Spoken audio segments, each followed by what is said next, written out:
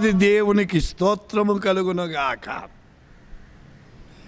దయచేసి అందరూ దేవుని వాక్యం వినేదానికి యూట్యూబ్కు దగ్గరగా రండి. దైవవాక్యం వినండి. మీ జీవితానికి ప్రయోజనకరమైంది. లోకములు ఏవేవో వింటున్నాం, అవన్నీ పనికిరానివి. దేవుని వాక్యాన్ని జీవింపజేసేది మనుషుడు రొట్టె వలన మాత్రము కాదు, కానీ దేవుని నోటిండి వచ్చు ప్రతి మాట వలన జీవిస్తారనుంది. కాబట్టి దేవుని మాట వలన జీవించాలి. ఈ దినం మార్కు సువార్త 2వ అధ్యాయం 5వ వచనం. ఇక్కడ ఏమంటున్నాడు? కుమారుడా, నీ పాపములు క్షమించబడి ఉన్నవి. పాపాలు క్షమించబడాలి. పాపము మానవుణ్ణి దేవుని దూరము చేస్తుంది.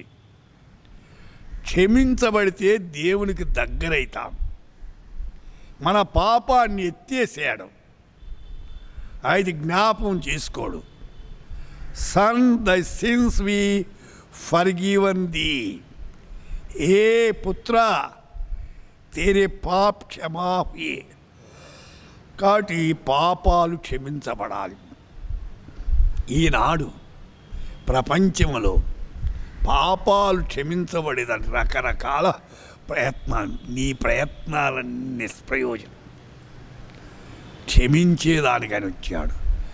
32వ కీర్తనలో 5వ వచనములో, నా దోషమును కప్పుకొనక నీ ఎదుట నా పాపను ఒప్పుకొంటిని. యెహోవా సన్నిధిని నా అతిక్రమం ఒప్పుకొందును అనుకొంటిని. నీవు నా పాపదోషమును పరిహరించున్నావు. ఎవరైతే ఒప్పుకుంటారో వారి పాపాన్ని పరిహారం చేస్తాడు. కప్పుకోకూడదు. చేసిన పాపాన్ని ఒప్పుకోవాలి. అందుచేతనే మన పాపాలు మనం ఒప్పుకునేలా ఆయన నమ్మదగిన వాడట. అయితే మానవులు పాపం చేసేకి అలవాటు పడ్డారు, కానీ పాపాన్ని ఒప్పుకునేకి అలవాటు పడలే. కొలస్సీ 3:13లో, ఒకని ఒకడు సహించుచు ఒకరికొకడు క్షమించుడి, ప్రభువు మిమ్మల్ని క్షమించలాగన మీరును క్షమించుడి. ప్రభు ద్వారా మనం క్షమాపణ పొందుతున్నాం. అయితే మన సహోదరిని క్షమించం.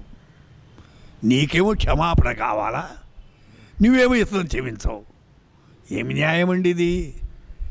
నీవు దేవుని నుండి క్షమాపణ పొందావు, అదేలాగున ఇతరులను క్షమించాలి. అయితే క్షమించే గుణం రావాలి. పగ పెట్టుకోవద్దు, దేశాన్ని పెట్టుకోవద్దు.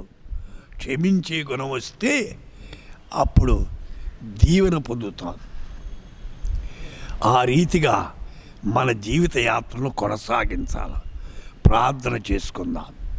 ప్రభువా, వింటున్న మీ శ్రోతలు ఏ సమస్యలో ఉన్నా, వారు ఏ కార్యము తలపెట్టినా, దేవా మీరు సహాయించండి. వారి కుటుంబంలో ఉన్న అక్కర్లన్నీ కృపలో తీర్చండి. వారిలో క్షమాపణ గుణము దయచేయండి. అనేకులను క్షమించేదానికి కృప దయచేయమని, వారు పొందిన రీతిగానే మా ప్రభు వారు కూడా క్షమించేదానికి కృప అనుగ్రహించండి. యేసు నామమున ప్రార్థిస్తున్నాము తండ్రి. ఆమేన్.